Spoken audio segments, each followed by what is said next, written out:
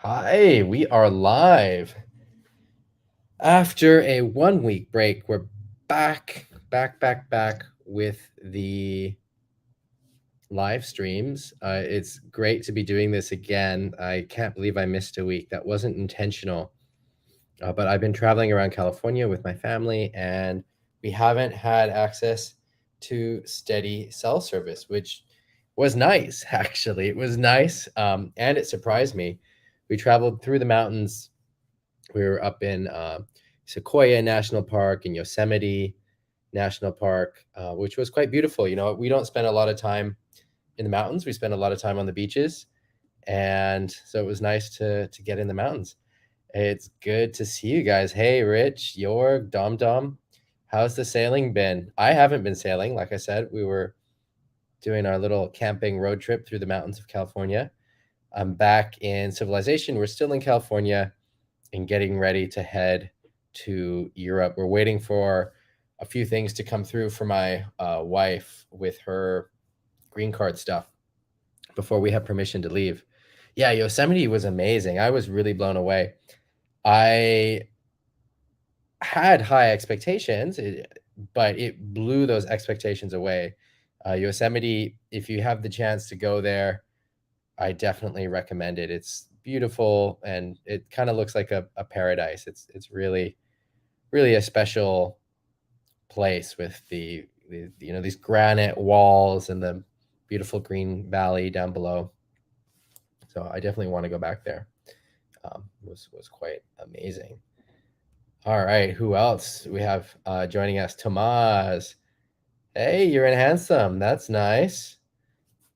How's the sailing there? Dennis, Ricardo. Ricardo was sailing in Pozo 3-3 weather. That sounds radical. Was it good 3-3 or too windy? Pozo can be so much fun when you're on a 3-3, or it can just be too much. So which kind of day was it? Was it fun or was it too much? Dom Don had a few days. Rich had a few days. Devil's Tack tomorrow. Nice. Devil's Tack is one of the best ways to improve your sailing. So if you don't know what that means, Devil's Tack is sailing the wind direction that you're not used to. So if you're used to sailing with wind from the right, it means sailing with wind from the left. And even though it's uncomfortable, or actually because it's uncomfortable, it's one of the best ways to improve your windsurfing. That discomfort, and this is like when we're talking about the coaching, there's a lot of small details and there's some bigger themes. This is a really important bigger theme. That feeling of discomfort is learning. That is learning. If you're comfortable, you're not learning, or at least not learning very much.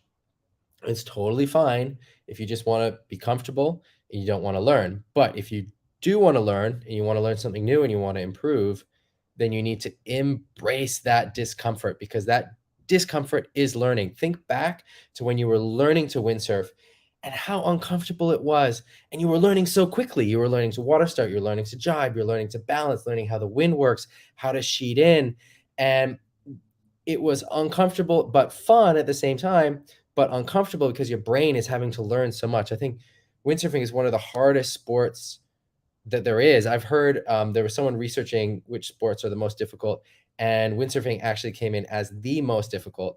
And I actually describe it like learning a language to other people, because you have to learn so much. It's not just about learning the physical side like you are in other sports, which it's quite intense for the physical side, but you're also learning how to read the ocean. You're learning how to read the water, read the wind, and react to it. So it's not just that you're able to sort of see what's happening on the water, like I think you get a familiarity with if you're sailing or doing some other kinds of water sports. But with windsurfing, because you're part of the boat, because your body is part of the equipment, you have to react instantly to what you see. So it's like having a conversation. It's really like learning a language when you're windsurfing. And I think that's one reason why it's so difficult. And there's so much of that discomfort in the beginning along the process as you're learning to windsurf. And that discomfort is learning. That feeling is learning. You've got to get that kind of off balance, uncomfortable feeling in order to be learning. And so sailing your bad side or your bad conditions is one of the quickest ways to sort of jumpstart that process. And it doesn't just help you on your devil's tack, on your bad side. When you get back to your good side, you'll be better. So it's really one of the best ways to improve is to sail your devil's tack. All right, let me get to the chat. We got a lot of people showing up, and I want to make sure I'm saying hi to everyone. I've got a makeshift setup here. I'm in a hotel in California, so hopefully it's working. If there's any issues with what you guys see or hear, just let me know. Dennis, I hope your shoulder feels better. Yeah, stick with the physio. Hey, John. Hey, Matt. Facebook user in sailing in Denmark. Again, if you're on Facebook, you can give StreamYard permission so I can see your name. Hey, Eric, and Facebook user in Lanzarote with 5-3 session. Ricardo has got a question about foot strap adjustments to have control in windy places but not hurt the top of the foot. That's a good question. And yeah, it's difficult. So I had issues in Pozo, especially when I was learning how to sail there, and I would spend my summers in Pozo as a teenager with, because it gets really windy and then it abrades the top of your foot, and it's quite difficult. I think having good foot straps is useful. I like the Dakine Primos. Dakine is making a bigger, beefier version of the Primo, which might be better for your back strap in order for that, get that comfort. It's called the Tyrant, I believe. You can find it on the Dakine Wind website. I like the Primo. I find they have a lot of padding. But also what I started doing is I would put super glue on the top of my feet on the areas that would start to get rubbed from the foot strap and start to get opened up. And I would put it on preemptively. So I would put the super glue on before there was any problem. So sort of like creating a protective layer on the top of my foot. And that actually worked really well for me. So that's something I do recommend. And otherwise, you want to make sure your foot straps are not too tight. I think even though it can feel a bit uncomfortable at first, having looser foot straps, and again, when we talk about loose foot straps, a lot of times what we mean by that is having them high, because you still want them tight on the sides, because that gives you the control over the board. But having those high foot straps, even though it can feel a little bit like you're swimming in the foot straps in the beginning, is actually more comfortable, especially in high wind locations. All right. Hey, Eric. Let's just go through the chat, give the hellos. Hey, Greg. Good to hear that you had a session. Hans. Steen. Facebook user in Cabarete. Is that Cedric? Hey, Cedric, if that's you. If it's not you, let us know who you are. Hey, Jennifer. Cool. You were in the water in Squamish. How was it? Oh, Mark was in Lanzarote. That's good. Max, good to see you. We got a couple other Facebook users working on jibes, tacks, and 360s. Again, if you want me to see who you are on Facebook, you've got to give StreamYard permission. How to do that is in the link to this post. Olivier, hey, sailing. Oh, you ripped your sail. Ouch. And yeah, all right. So I think we've caught up on the chat. If you're just joining us, say hi. Let us know if you sailed this week, or are you going to sail? Does it look like there's a forecast? I haven't been in the water now for a couple of weeks. I did this sort of road trip, had a little vacation, little break, and I would really like to get in the water. My next session should be in Europe. We'll see how everything turns out. We're waiting for a few things, like I said, with the U.S. immigration for my wife, which is very frustrating. But all right, let me just open up the Facebook group and let's get into the coaching. you guys know how this works. We had a week break, but I hope you haven't forgotten. You can interrupt me at any time if you've got a question or comment. And yeah, all right. I just got into the Facebook group. I'll share the screen, but I can see a few other names. Hey, Pierre, Juso. Nice. Good to have you guys joining us on the live stream. All right, I'm going to start the screen share and we'll get into the coaching. We've got some good topics to talk about today: backloops, wave riding, a few other things. So let's get it started. Oh,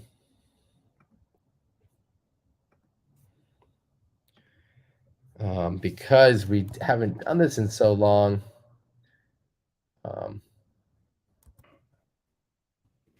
I've got to give my system.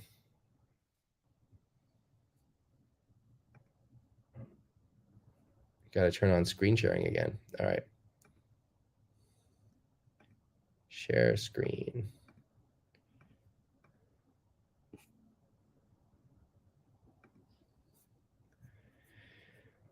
Oh no, so this is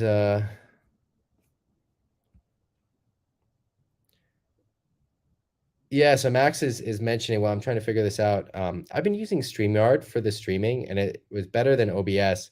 But there's a few glitches that keep coming. Like for example, it keeps losing permission to share my screen, which is really frustrating because then I have to go through my system preferences to change that.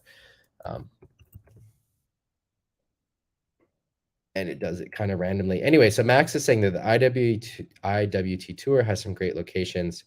The IWT tour does have some great locations, but we'll see if those events will fire. The ones in Australia and Japan didn't really happen, and so we'll see.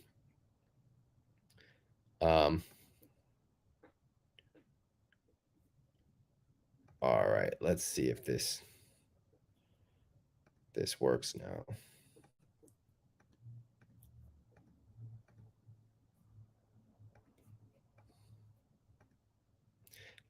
So I'll do some. I don't think I'll do any of the IWT events. Maybe we will from the Maui one, but otherwise, I'm not sure. The events are a bit difficult to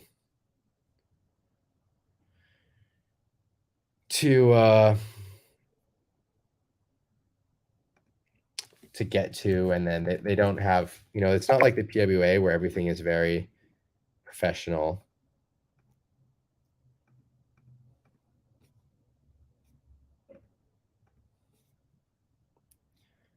All right, so let me try this again.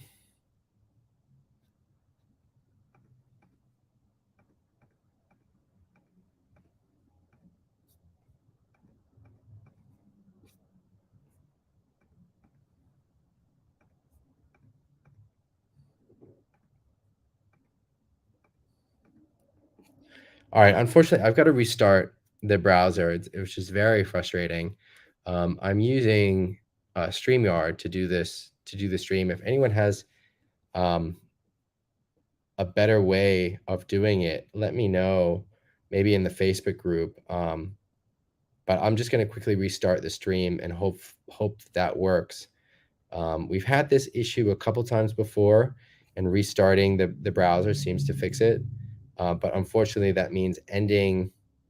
Well, maybe the broadcast doesn't have to end. I'll try to do it without ending the broadcast and see if we can come right back into the broadcast. Otherwise, I'll have to start a new broadcast. I'm sorry for that, but I'm going to do that right now. So I'm going to quit my browser and restart the browser. It should just take a few seconds, and hopefully we can keep this stream running. Otherwise, you'll see a new post.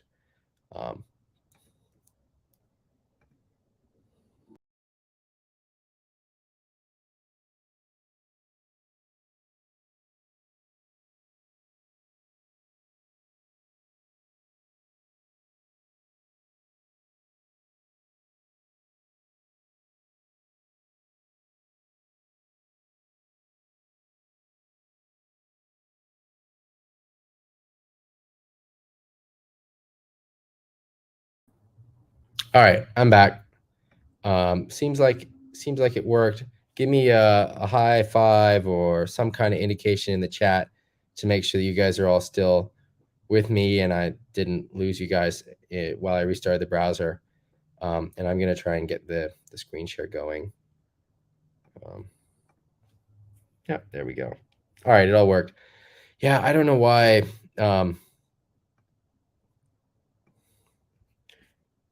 Why that's the case. Again, I'm using StreamYard and I've got the pro account or whatever it is, but sometimes it glitches out like that. It just needs the browser to refresh. Not sure why. Anyway, let's just roll through it and keep going. So here's the schedule that Max and Bart were talking about. But again, the Australia event and the Japan event didn't really happen because of COVID restrictions. The Oregon event does look like it's happening, and that is something I would like to attend, but I'm just not set up for it because I've been planning to return to Europe, and so I don't have gear with me. Fiji looks amazing. I'm not sure what the deal is with that event. Might be kind of like a pay-to-play situation. You know, some of these events, it's less a pro event and more sort of like, you know, a bunch of riders putting money together to go there, and which is cool because it's an amazing place to go, but it's not something like a World Cup where it's about, you know, a contest of ability. But it's cool, and I'd like to compete in the Hawaii event. Let's see, but we'll see how the year goes. All right, so let's get into the coaching. First up, we have a post from Malcolm. I'm going to read it. There's no photo or video to go with it. Hi all, especially those backloopers. I was out yesterday and I was lucky enough to have some perfect conditions for trying loads of backloops. Unfortunately, no video or photos. I was well powered on my 5.0 and was following Graham's advice of taking off more upwind. Good job. Yesterday, I was really up for it and the waves were a good size, half mast and some logo. So I was going for them and getting pretty good height, higher than usual. The extra height resulted in doing a funny over rotation just a few feet above the water. Usually I crash nose first, but these higher ones resulted in the last second whip over rotation just above the water. I think I was spotting the landing with good head position. My only thinking was that in turning more upwind, I was forcing the board around too much. Any advice on what's happening and how to prevent it? Edit to the original message. If you keep looking over your shoulder and don't adjust your head position to focus on the landing spot, could that also lead to over rotation as your landing spot will move as your angle changes? So there's a few different questions in here. I think going more upwind is great, and good job, Malcolm, for taking that on. Now you have a little bit of over rotation, and you wonder if the upwind takeoff is contributing to that. The short answer is no. In fact, going more upwind can help with less over rotation, because one of the reasons that over rotating is a common way to crash the back loop is that you're taking off not as upwind as you could, and then you have more of the circle that you need to rotate, and so you have to force the rotation through the eye of the wind more, because it's more difficult to go through the eye of the wind starting from a more downwind angle, and so you have too much force going into the rotation, and that causes the over rotation. The back loop is a very delicate move. It's a very delicate rotation. It's not a flip. It's not a whip. You basically sail upwind, like up into the wind, sailing upwind, and then you fall down the other way onto the nose of your board. It's not a whip. It's not, you know, it is a rotation, but it's not a rotation like the forward loop or a push loop or a somersault or something on a trampoline. It really more feels like you sail up and then you just sail down. Hey, Nicola. It just feels like you sail up and then you sail down. You're sailing up into the wind and then you're sailing down to the water. It doesn't feel like a rotation, like a somersault or anything like that. And going really, really upwind, taking off really, really upwind, helps make that possible, because if you're taking off more downwind, then you do kind of have to whip it around in order to get through the eye of the wind. And if you're used to back looping that way, then you're going to have some bad habits of throwing the rotation a bit more.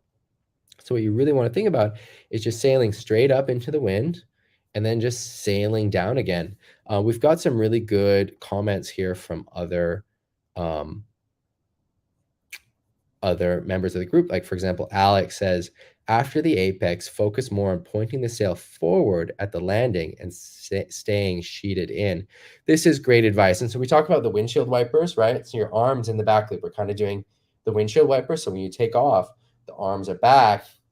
And then as you're going through the apex, the arms are coming forward, right? So the windshield wiper, back, forward, right?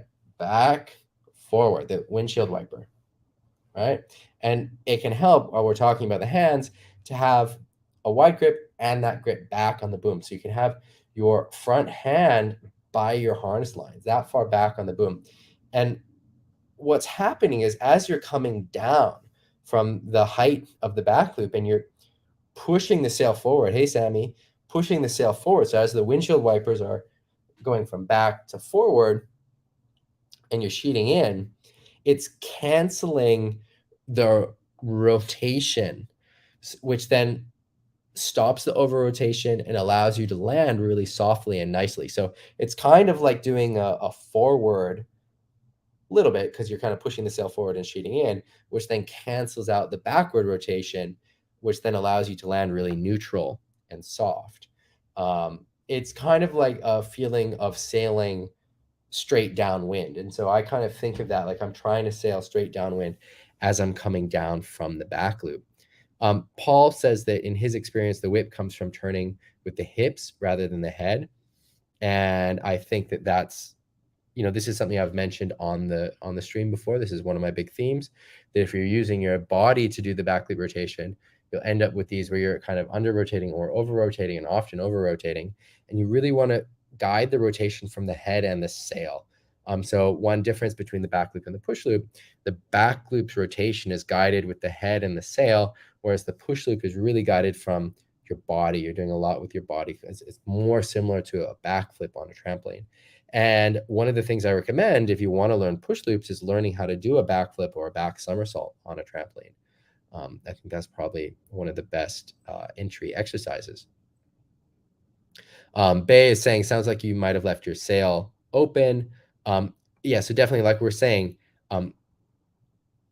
you want to really sheet in when you're coming down.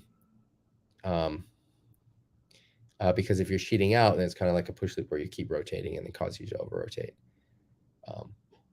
Bay is saying you can take off further from the wind on the big overpowered ones. Maybe, but I'm not sure. I think generally taking off into the wind is your safest bet.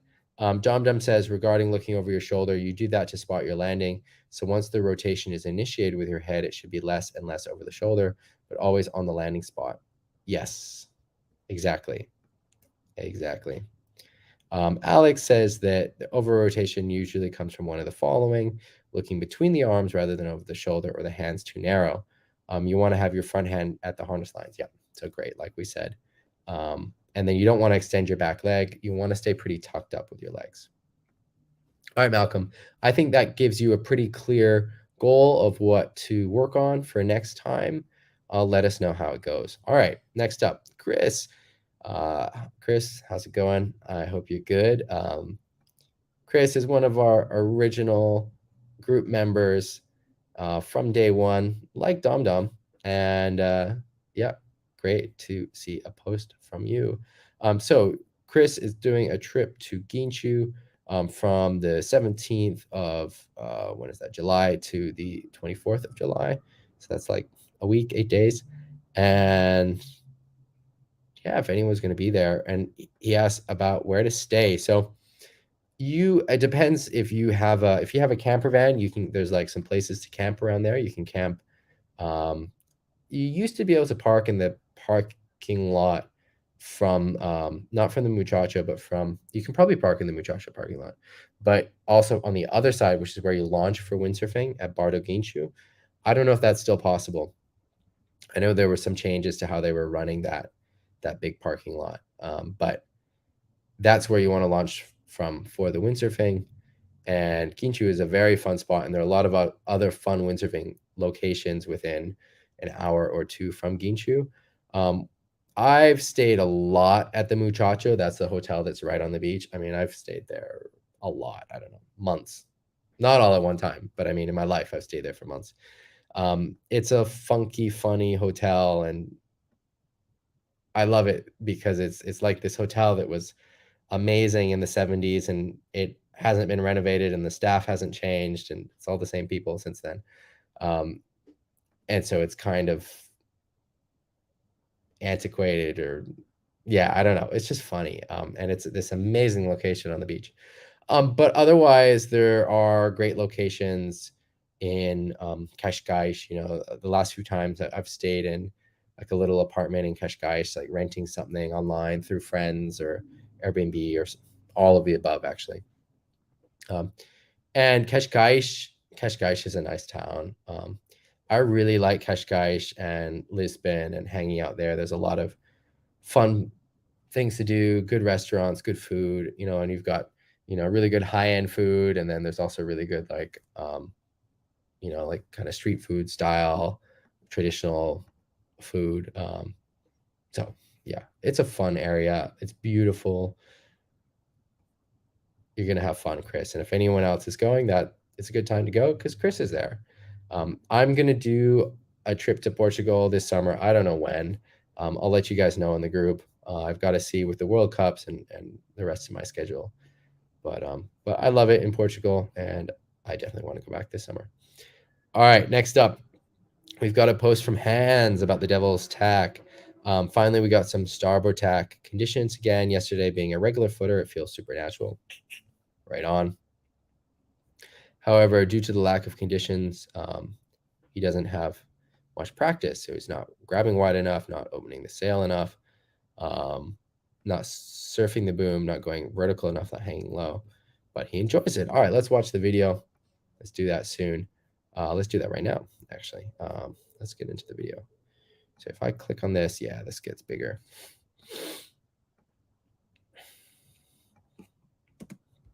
All right, let's play. So this is the first wave from Hans. Yeah, so Hans already did some good self-coaching. Again, if you're self-coaching yourself, you want to look at your hands, your head, and your feet. Those are good places to start. And you think, okay, what am I doing with my hands? What should I be doing? What am I doing with my head? What should I be doing? Generally, with your head, you want to be looking where you want to go. The hands, you generally want to see some motion. Generally, they don't want to be static. And then what are you doing with your feet, your knees? So good self-coaching from Hans. Let's get into it. I like that the knees are pointing into the turn. We could see a bit of a wider grip, also moving this front hand back towards the harness lines. Getting on the tail. So Hans, this looks solid, especially for your Devil's Tack. I think the only thing other than what you talked about is just working a little bit on your timing, and just going just a second either later, higher, or just a little bit farther down on the wave, so that you make contact with this lip. So you're turning a little bit, just a split second before that lip is throwing, which is nice. And you know, you do good to keep your speed and all of that, but I'd like to see you hit the lip on this. You know, you have the ability to hit the lip on a wave like this. And so that's the next step. All right, let's watch the next video. All right, spotting the wave, good to see. You definitely want to look where you're going to go. Nice. There's a little section. We talk about these corner sections. This comes up in the coaching quite often, right? We've got these little corner sections. They're great for practicing your cutbacks. And I can't quite see how your board is making contact with that whitewater. You want to make sure that you're not using your body and the sail to turn the board. You want to make sure that you're using the power of the whitewater to do the turn for you. So that is hitting the bottom of the board and getting the turn turned. Nice doing the second whitewater turn. That's a great exercise. And for what I just talked about as well, because it forces you to use the power of the whitewater rather than the power of your body and the sail to get everything turned around again. All right, I think we already watched that. This is a still picture. Yeah, I want to get that backhand a little bit wider. Is this a different video?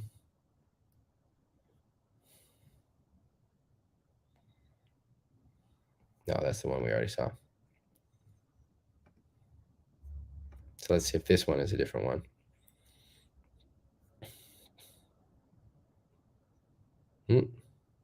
Okay, so same thing here. This is a different video. So hands, sort of there's just the same comment is you're starting to turn a little bit under the whitewater. I do want to see you come up onto this whitewater and make contact with the bottom of your board on the whitewater. And the important thing is getting that angle of the board so that the whitewater hits the bottom of the board. You get that high five and you'll feel that transfer of energy, because I've said this before. I'll say it again. I'll keep saying it. What wave riding is at its most basic is taking this energy from the ocean. So you've got storms and wind and all this activity out there, energy that's in the world, just this raw energy that then gets transferred into the ocean and becomes waves, right? We've got wind on the surface of the ocean or sea that makes waves, and those waves are traveling. And then we take that energy and we transfer it into board speed. And so you've got to be connected with that power of the wave. And that's what wave riding is. And so when you've got a lot of speed and you've got a lot of flow and you're doing these good turns, you're connected with that energy. And so you want to make sure that you are using that energy to power your turns, not just your body and your sail. So getting a little bit higher, getting that bottom of the board to get the high five with the whitewater. But good effort. And I really like that you're, trying hard on your bad side and giving it a go and embracing that discomfort, because that's what it takes to learn. All right, Olivier. Waves were quite small last Thursday in Visson, but riding this tiny wave and having in mind all the good advice I could gather from this group was already for me a lot of fun and satisfaction. Nice. And that is a really good point. So that is an extra point that I see a lot of people say and is pretty cool, that when you're working on your technique, you can have more fun even when the conditions are bad. And so I get a couple reactions to the coaching. A lot of people are stoked. A lot of people see the reason to do it. But there's another set of people that says, I just windsurf for fun. I don't need to get better. I'm just doing this to have a good time. I don't want to stress myself with trying to get better, which is fine. I have no argument against that. But I would add, though, and this is what I've really seen from the people in the group, is when you do have a goal and you're working on something, you're working on that goal, you have an exercise, then even days that you wouldn't normally go in the water because the conditions are too bad become fun. They become really fun. So we did a tacking course in the spring, which, by the way, tacking course, I've got to send an update. I decided to give you guys a little bit more time because it seemed like there were some breakthroughs happening. And so I didn't want to end the group at the time that I had planned to end the group. So you guys got a little bit more time together. But one of the big takeaways is that there were people getting on the water on days that they would never sail because it's just flat water, kind of light wind, and having a ton of fun working on their tacks. And so it's the same with these kind of conditions, like Olivier is saying. When you have something to work on, it doesn't matter if the conditions are good or not, you can have a lot of fun. So here's this video, got a little bit of slow motion in it. Working on his wave riding.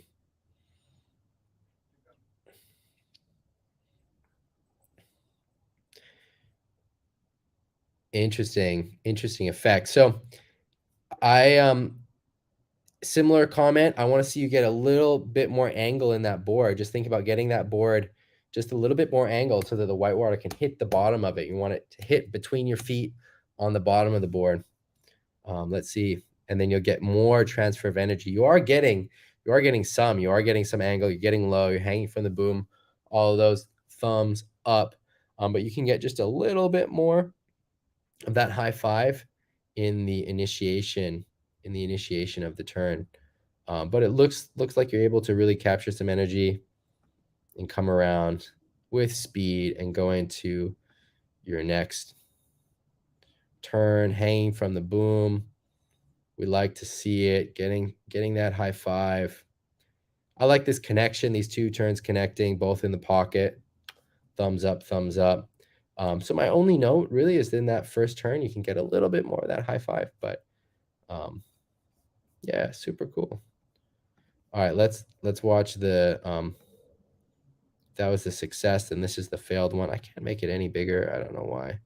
Ooh, I like this. So you say this is a fail, but I like it. This is not a bad setup. So you're coming into the turn, hitting this corner section here. This is a great example of these corner sections that I'm always talking about. Making that contact and just then losing a little bit of contact and slipping off the wave. So one thing you can try to do is just get even a little bit more compact, so a little bit lower, more bend in the knees as you're hitting this lip. So really, really compact and really low. So you're getting the board even more turned upside down. So you're fitting the board even more in the curl of that wave. And that will help you get that projection inside. This is a great exercise. So Olivia, I know you say this is a failed mission because you missed to get some projection, but this is a really good. You should do more of these. Seek these out because this is an area where I think you're learning a lot, and this is a great kind of cutback to do. And just getting a little bit more compact on that takeoff, I think you'll be fine. Rich is saying that was no fail. Sail forward and you keep on the board. Yeah. And Dana Miller says hi. Hi, Dana. Good to see you. He's got the pistol report. We had a little southwest swell. Nice. Some rain and some Kona wind, but the north winds are going to kick in again. Cool. Yeah. And so Rich is saying to put the sail forward at the end, which could also help here, Olivier. But I like this. This is a good turn. So Cedric is asking, what are some sail mass foot pressure dynamics that need to happen to get a better high five angle with the board? Or is it all to do with hanging off of the boom? So Cedric, this is a good question. And it's one that I'm a little bit hesitant to answer. And it's something that we can definitely get into. But one thing that I found that's a little bit, is it counterintuitive? Maybe it's counterintuitive, or maybe it's intuitive. I don't know. Is that if you focus too much on the technique and the technical aspects, it can get in the way of the progress. And with something like the high five, I think it's really beneficial to focus on the outcome, on the function. And so however you make that happen, you want to just get that board angled. And focusing on that function, and then just letting your body figure it out however your body wants to figure it out, I found to be more productive than focusing on small aspects of the technique. In general, though, it has a lot to do with just kind of with your ankles, even more than anything else, where you're just kind of getting the board just kind of rolling side to side, a little bit like skateboarding on a ramp, or like in a bowl. If you've ever done that, kind of a little bit similar to that, where you've just kind of got to match the plane of your skateboard with the plane of the ramp. And then your body just kind of figures it out. So you're doing a lot with your ankles and the leaning. One technical thing that is pretty important is getting low. If you're standing up straight and you have your hips thrust forward, it's not a position where you have a lot of control over the board. So you do want to be low. You do want to have kind of your butt out, and then you can kind of lean forward and back and get that board tipped up and down. Caro says it's like dancing. That is a great metaphor. And I think really focusing on the outcome, just really focusing like, okay, I've just got to get that board, board on its side, and think of it not necessarily as a heavy movement, but sort of a light, just sort of unweighting. So you were kind of like, there's this. So like, if we think about the dynamics, you want to get low before you go into your bottom turn. And then, so low before you go, get low before you go. And then as you're bottom turning, if you're standing up slightly, or at least putting that pressure to stand up, you're pushing through your legs, that's putting pressure on the rail of the board to engage it in the carve.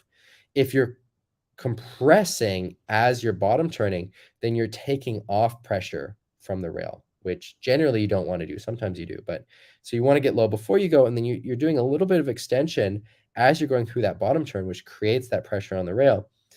And then as you're doing that, you end up a little bit straighter as you're coming up the wave, right?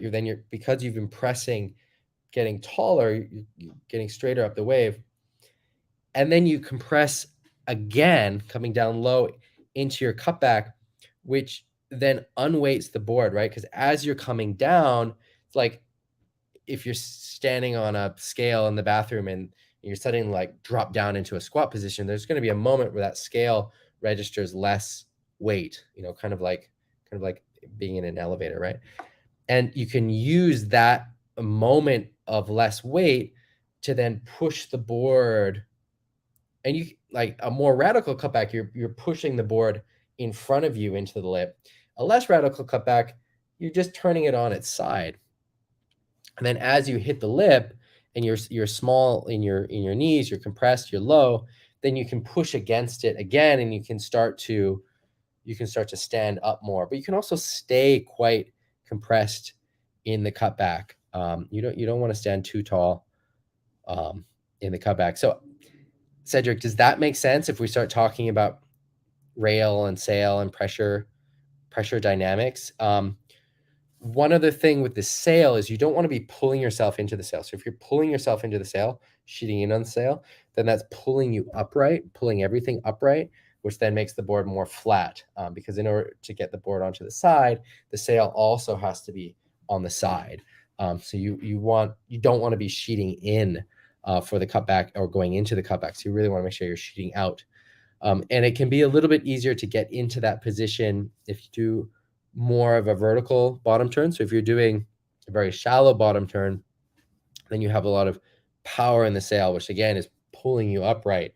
And if you do more of a complete bottom turn, that sail depowers, which then again also allows you to get more out onto the rail. But that's a little bit more technical than I like to be. I mean, really, if you just think about getting that board on its side to get that high five, that's I think really key. But it doesn't hurt to get into the technical analysis like we just did. If you find that technical analysis useful and interesting, let me know. I'll put a comment in. Technical analysis of bottom turn and cut back around 43 minutes. So if you find that interesting, let me know. And if you find it useful, let me know and put it in the group. Again, I've found it most useful to think of the functions rather than the small techniques. And then the technique follows. But anyway, that was a little bit of in-depth discussion of what's going on there with the rail dynamics. Greg says that when he gets the rare down the line section, he's frequently fighting an overpowered sail, which prevents him from putting himself and his board in the ideal position for a good bottom turn. So I'd have to see some photos and video, because it could just be that you're overpowered. Because a lot of times, if you're used to sailing in onshore conditions, then you might take gear that's too big when it is more offshore and down the line, because ideally the gear that you're riding when it's offshore or down the line, you might not be planing on the way out. And when it's onshore, it's super important that you can plane on the way out. And in fact, you probably need to be overpowered on the way out so that you have enough power on the wave. when it's offshore wind, it's the opposite. You want to be underpowered on the way out to make sure that you have enough power on the wave. An example of that is in the World Cup in Cabo Verde that I was competing in February. All of us, we're on, especially the bigger guys, the smaller guys, if you weigh under 70 kilos, when, it's the dynamics are a little bit different. But if you're over 70 kilos, it starts to be similar. And especially if you're over 80 kilos, then I'm barely able to catch waves, but overpowered on the waves. And which makes it really difficult in a competition setting, because you've got to really compete to get the good waves in a heat. So you've got to kind of change your mindset on how to rig for down the line conditions. So you need to be kind of thinking about not planing on the way out, and then you have the right power on the wave. And so that's why they call it float and ride. Or so Greg is saying, yes, but in gusty cross off, it's not easy to get into position. That's true. And so I recommend in those conditions, and for most people, having a little bit of a bigger board and a smaller sail. But other people are different. I was talking with Ben Profit, and he'd rather have a smaller board and a bigger sail in those conditions. So people are different, but maybe not both of them big. And so you have one that is manageable. And I guess it depends on your equipment. I have some big boards that I'm really happy with, so I don't mind riding them. But it's definitely a learning process. And, it's, if you put yourself in a situation where you have to get used to that other gear, you will get used to it more quickly, even if it feels awkward at first. But I think for most people that are coming from onshore riding that get into down the line, they're probably on gear that's too big, just because the dynamic is so different. And then, hands also makes a really good point. You want to have a wide grip on your bottom turn. A wide grip on your bottom turn just helps with control. It helps with everything. It helps when it's onshore. It helps when it's down the line. It helps when you're overpowered. It helps when it's really windy. So that's a good habit to have and to continue to have. That wide grip really helps. And then really pushing the sail away from you as well is useful. All right, next up, we've got a question from Mark about gear and equipment. He's looking for a 95-liter thruster. What do you recommend for Baltic Sea onshore conditions and smallish waves? I can do top to bottom turns, not into jumping or advanced maneuvers yet. So I'm really happy with the decurve taboos.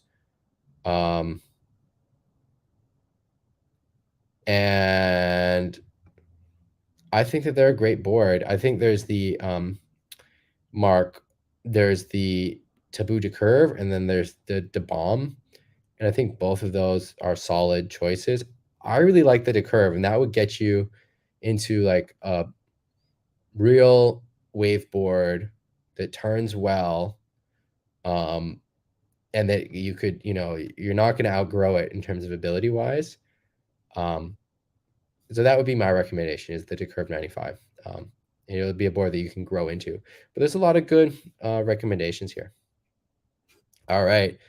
Martin posted this about Mika, his son, who came third in the under 19 category for the race. So right on, Mika, killing it. Proud of you. Happy to see it. Let's do a comment to cheer him on. So we were helping him with his jibes, which I guess helped him in the race. All right. Next up, we've got this post from Tomas. Since tacking is a popular subject, I want to share my unorthodox way of doing them. All right, let's watch the video. Can we make the quality better? Yeah, a little bit. So let's see these unorthodox tacks.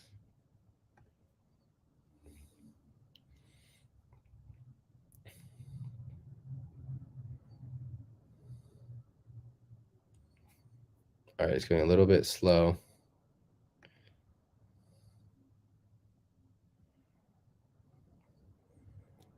All right, let's see. This is all happening so fast.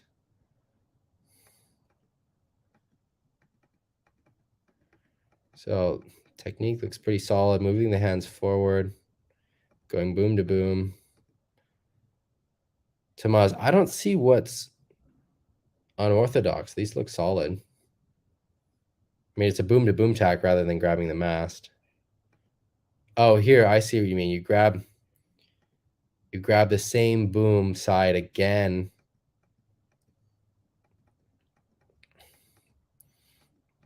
Yeah, it's a little bit of an extra step. You know, one thing I've seen a lot of people do is they grab the mast with this hand. If you wanted to change up your tacks, again, if they work, they work. Don't touch it. Seems like they work. But if you wanted to work on them, grab the mast with this hand. You know, there's a lot of people that tack like that. Robbie Nash tacks like that. And then you grab the mast. But you're able to get around really quick. Seems like you've got really good awareness of your sail and your board and where you are. So actually, I don't recommend changing anything. This looks solid. You're coming out of them good. These are perfect tags. So thanks for sharing this interesting technique. All right. Oh, this is my post from Yosemite with my son. This is a post from Alex sharing this video from Brasinho. This is a pretty nice clip. I love this angle. You can really see what we're doing here. This is cool too in relation to what we were just talking about. So Cedric responded, he said, "All that makes sense, Graham. Thank you. Personally, I like the addition of tech breakdances. Gives a blueprint troubleshoot menu with which to approach the outcome focus if the outcome isn't up to scratch." Cool. So we have a little example to talk about this sort of the unweighting, weighting, knees bending. So you can see coming into the bottom turn, knees bent, butt out, leaning forward. And you can see this is the position, this power position that I'm constantly talking about in relation to bottom turns, where it's kind of like a powerlifting position, and then you're just leaning over and everything goes over, and you're able to transfer a lot of power from your core through your legs into the board. And then look, there's a moment here where then he's really pushing, and so he starts to straighten, right? Because he's straightened to push through that turn. And then as he comes into the cutback, he starts to get low again to unweight the board to get it into position. And then also to be able, you know, because he's then bent, he can push off of the lip. And he doesn't need to push very much because the timing, he's right in the lip. So the wave is carrying him. And he comes off the rail there. You know, nice bottom turn, but then he's not really on the rail in the cutback. But nice sequence. All right. So Tomas again went out for a session without a center fin last Friday. 2 waves in the clip below. I was quite surprised by a few things. So you don't have a center fin. That's funny. Yeah, interesting. Easier to flip the rail and fall inside the turn, especially if there was chop. Pushing on the back leg made the board spin in circles. Huh. Yeah, this is a good exercise. I think it's pretty good to work on. If you have the confidence to then put in really tiny fins or really big fins and see how it feels, but especially really tiny fins, because you do learn a lot this way. And so, Tomas, maybe another exercise you can do instead of just fully leaving out the back fin is putting in a back fin that's 2 sizes too small or 3 sizes too small. And that will also be a really interesting exercise. But it's cool that you're able to sail even without the back fin. That's impressive. All right, we got a post from Mark. He was working on takas yesterday in flat conditions. Do you have to be really powered up to do them? My back strap also felt very tight, which I thought I used fairly loose straps. No vid, as I used all the power up on a wing foiling in the AM. Any other tips? So I guess, Mark, my first question is, are you doing the takas with waves when you say flat conditions? Like it's still wavy? Or are you doing it on flat water and you're doing the switch stance clue first Spock, which is the way that I recommend to train for the takas. So let me know which way you're doing it, because I think if you're doing it on the true flat water, and you're doing the switch stance clue first Spocks to train for them, then you do need to be really powered up because you've got to come out of your bottom turn with a lot of speed, and you don't have that speed from the wave. And so you need it from the wind and the sail, which does make it kind of tricky because you do need quite a bit of power. And I think having big straps is useful for the takas. Yeah, because you're leaning so much on your straps. Yeah. All right. Moving on. So this is another post from Hans. I found this clip of my last session interesting as it shows a little positioning move for the wave selection I've been using more lately. In the North Sea, it can be quite challenging to find the peak and drop in close upwind from it. Yeah, this is true. In some of these stormy conditions, it's really difficult to figure out where to set up on the wave. In the process, watch out for a larger wave with a peak downwind. If there is none, use the other technique. Do a mellow top turn on the peak to position closer to the power source. Follow the wave upwind until it starts to steepen, drop in and go. Yeah, I think this is good.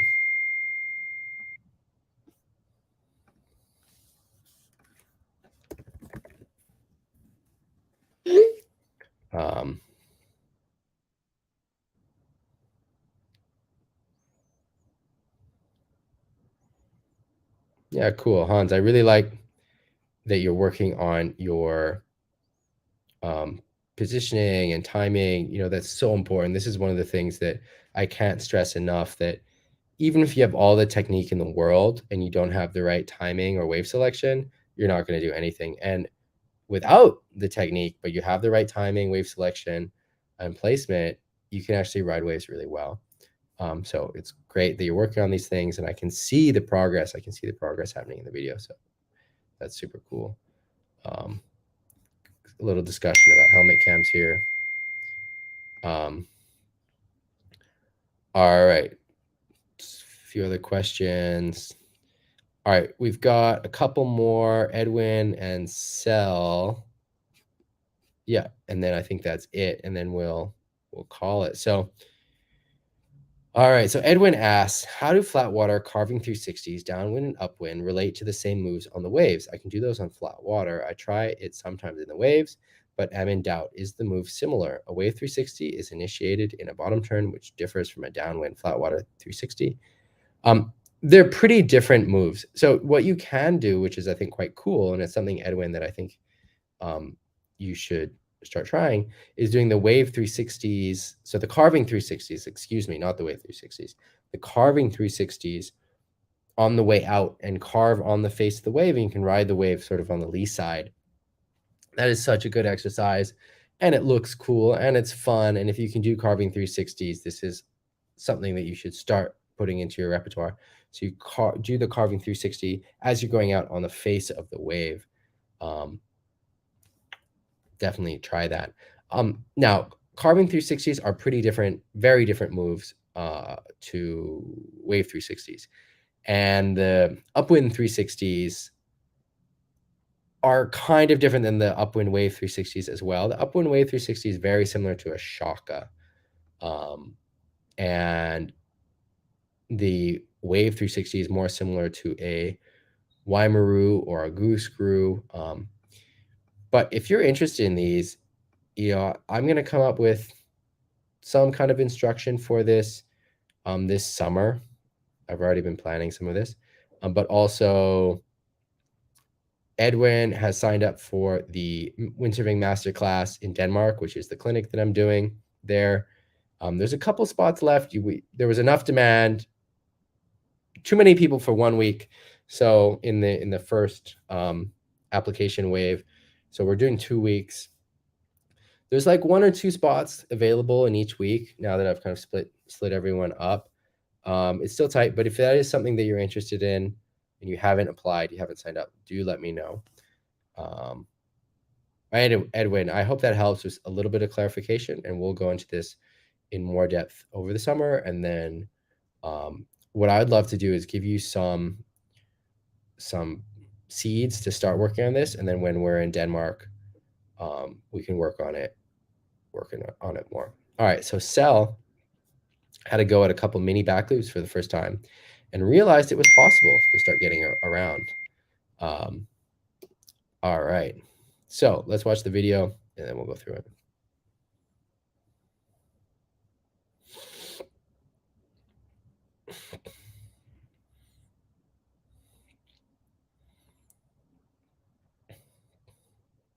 So nice sell. It's great to see you trying. I love the progress. This is a great way to start. Really great way to start. So you're starting to get the rotation, get it around a little bit. Now you're not going very high and the ramp is pretty small. So the next step is to find a little bit of a steeper ramp. Just a little bit steeper, and that will help. But I think this is a great start. You could also try taking off more upwind. It looks like you are taking off pretty upwind, but you can really carve that thing, which you're doing, up into the wind. I think in general, kind of the next step is getting a little bit of a steeper ramp.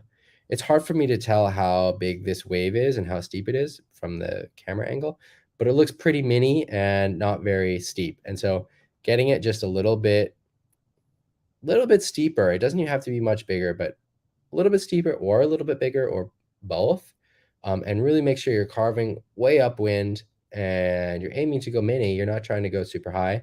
And that will help you kind of get the next step. But I like this approach. You know, Ben Profit talks about this approach for learning backloops with the sort of the micro backloop.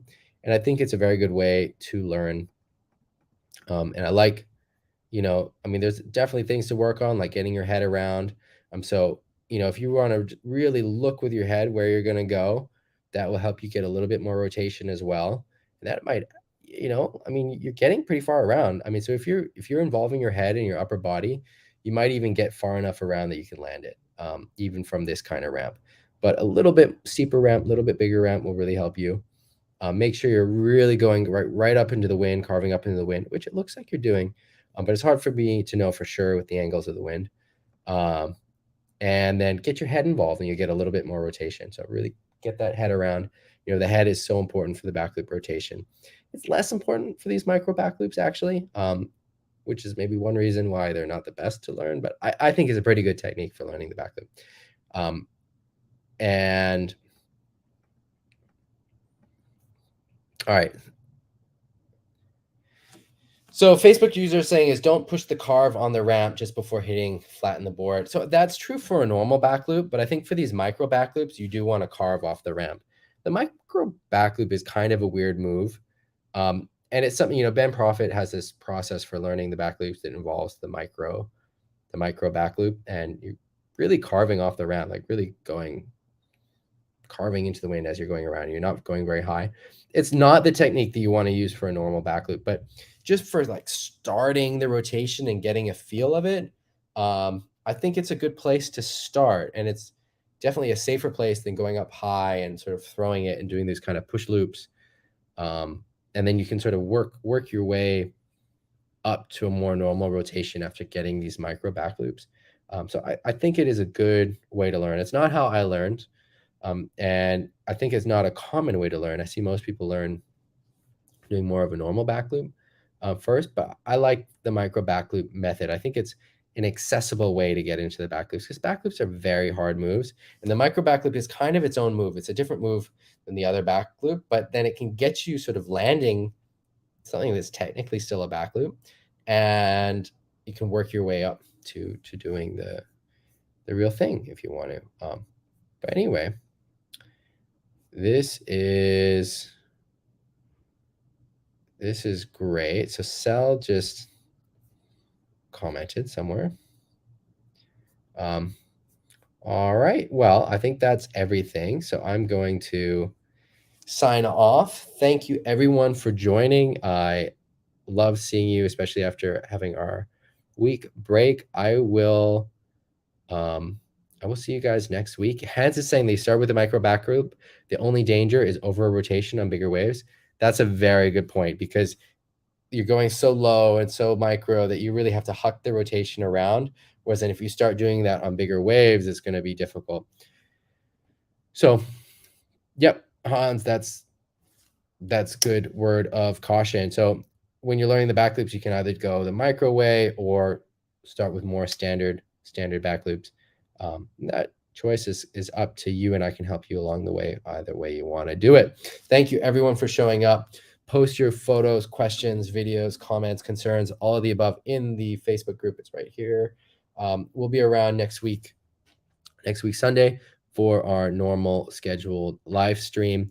If you're interested in doing the clinic in Denmark, there are 1 or 2 spots left. And each week we're doing 2 weeks, from the 3rd to the 9th of September and the 11th to the 17th of September 2022. That's this year, and this year in Denmark, Klitmøller Handsome. It's going to be a great time. We've done these clinics now for a couple years. A lot is learned. Good times. I hope that if you're interested, you reach out to me or sign up. The link is somewhere in the group. All right. Take care, everyone. I'm going to sign off. Have a windy week. Take care.